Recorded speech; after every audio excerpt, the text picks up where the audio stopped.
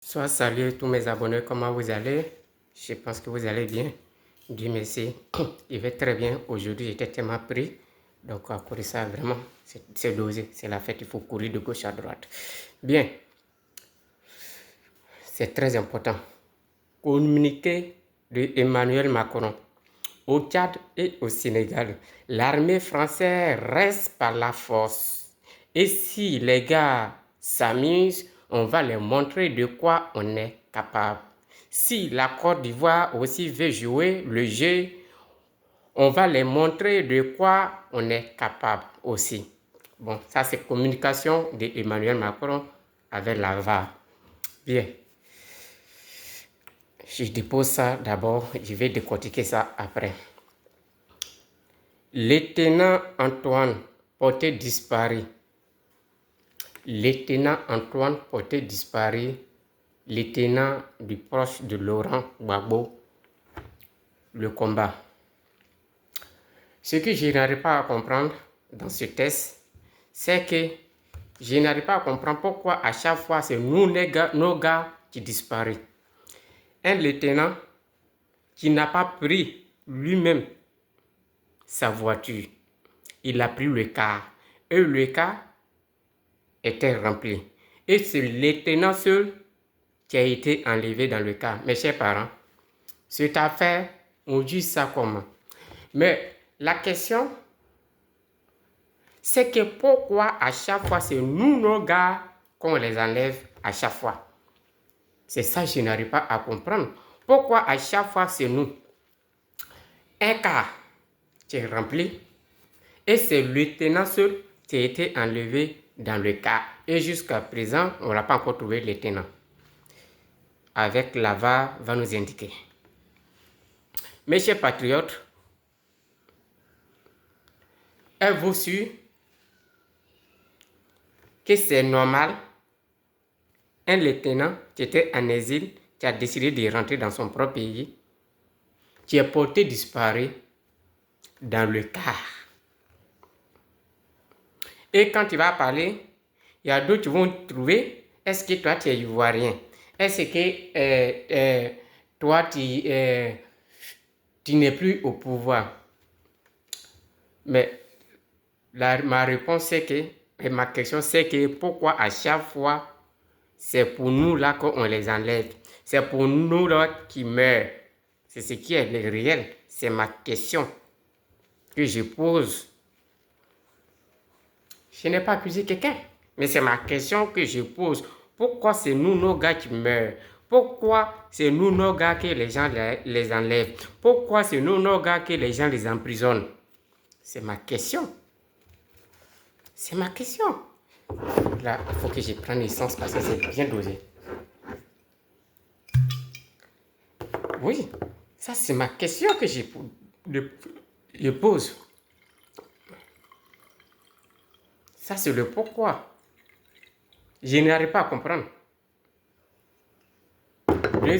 Troisièmement, vous savez, je suis en train de dire à chaque fois, tout ce qu'on est en train de faire, si on se dit qu'actuellement, il n'y a pas un Dieu, je vous dis, c'est faux. Tôt ou tard, on va payer. Mais, à vous les moutons de France, la France, je vous demande ici, vous comptez sur quoi? Sur quoi pour dire, vous là, vous avez resté en bris? Si la Côte d'Ivoire, vous nous lancez le défi. Vous nous lancez le défi.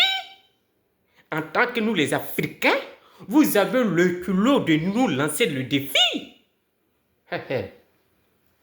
Remerciez beaucoup Ouattara. Remerciez beaucoup Ouattara.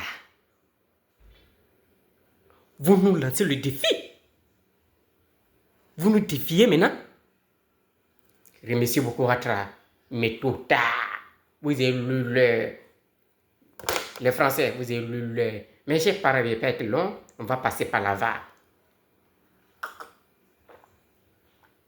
Allez, la VAR va nous indiquer. Chacun n'a qu'à donner son point de vue. L'heure est vraiment grave. Emmanuel Macron vient de faire un communiqué. Je cite, il dit l'armée française ne bouge pas du Sénégal et du Tchad. L'armée française restera par politique ou par la force. Si Côte d'Ivoire tente de nous humilier aussi à cette manière, on voit les montrer de quoi en France est capable. Force, Domiano. Récemment rentré d'exil, le lieutenant Antoine Guédé Tapé est donc porté disparu alors qu'il était allé du côté de Tengrela pour des soins. Il a donc disparu miraculeusement dimanche 6 mars 2022 sur le chemin du retour. On rappelle que le lieutenant Antoine Guédé Tapé fait partie des exilés pro-Gbagbo, rentré récemment d'exil du Ghana, mais depuis est introuvable. L'ancien militaire qui rentre d'exil et qui disparaît, ce n'est pas bon. S'inquiète Guédé Suzanne, la sœur aînée du lieutenant malade. Le lieutenant Guédé Tapé Antoine était allé à Tengrela pour son traitement et des sources proches de sa famille. Il a quitté Abidjan le jeudi 3 mars 2022 pour se rendre à Tengrela pour des soins chez un certain Diakité. De retour de cette ville du Nord, le lendemain, vendredi 4 mars 2022, il fait une escale à Issia chez son frère aîné à la retraite. Il quitte ainsi la cité du Rocher le dimanche 6 mars 2022 à 6 heures pour Abidjan, mais jusqu'à présent, celui qu'on surnomme le lieutenant n'est plus arrivé à Yopougon où il réside. Et donc, sa femme également, sa famille, on va le dire, dans son entièreté, est donc stupéfaite et inquiète. À 21 heures, j'ai reçu un message de sa femme à Issia qui me disait que son mari est injoignable depuis qu'il a quitté Issia. Et donc, sa femme souligne que ses craintes vont s'avérer puisque à 21 heures, il a reçu donc un message de sa femme à Issia qui disait que son mari est injoignable depuis qu'il a quitté la ville d'Issia. Elle émet des doutes sérieux sur les différents messages reçus du portable de son frère. On nous a dit qu'il a quitté Issia pour Abidjan. Il a voyagé avec la compagnie de transport TDF de 6 heures pour Abidjan. Nous pensons que ce n'est pas lui qui manipule le portable. Quelqu'un se fait passer pour lui. Qui est-ce? Qu'est-ce qu'il veut? Où est mon frère? Qu'est-ce qui se passe? Voilà donc autant de questions que se pose Suzanne, la sœur, bien sûr, du lieutenant Antoine Guédé Tapé. Alors on va rester sur cette actualité et recevoir dans ce journal un autre invité, voilà. Il s'agit de Sylvain Debogou, il est analyste politique. Avec lui, on va s'étaler sur cette affaire de disparition.